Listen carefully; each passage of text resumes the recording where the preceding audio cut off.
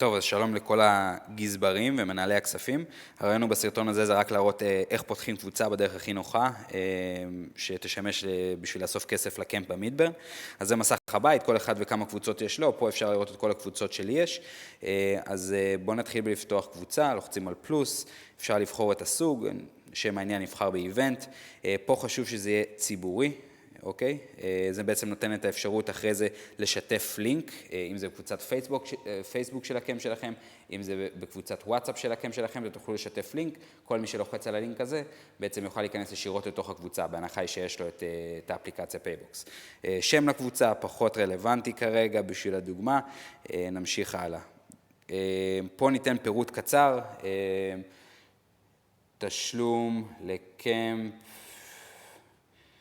של 500 ש"ח, לשם הדוגמה, כל אחד והתיאור שהוא רוצה כמובן. due date או תאריך יעד פחות רלוונטי, כמובן אתם יכולים להכניס פה תאריך, ואז זה ישלח תזכורות לאנשים לקראת התאריך, כל אחד ומה שנוח לו. בואו נתקדם הלאה. פה אתם מכניסים סכום. עכשיו, הסכום הזה זה סכום מומלץ. זאת אומרת, אם אתם מכניסים 500, מי שירצה לשלם לקבוצה, ישר יקפוץ לו הסכום 500. הוא כמובן יוכל לשנות את הסכום הזה בהתאם לכמה שהוא רוצה.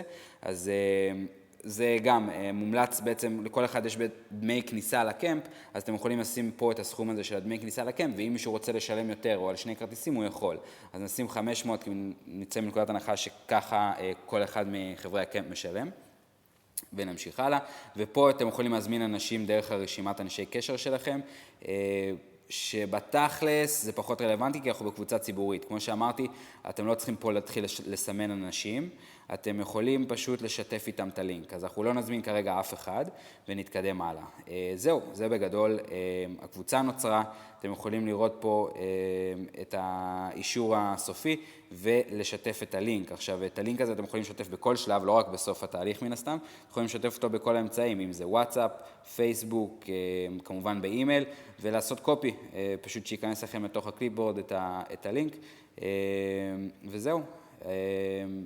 עם הלינק הזה, כמו שאמרתי, אתם משתפים משהו שאתם רוצים, וכל אחד שלוחץ על לינק נכנס לקבוצה. יאללה, בהצלחה, חברים.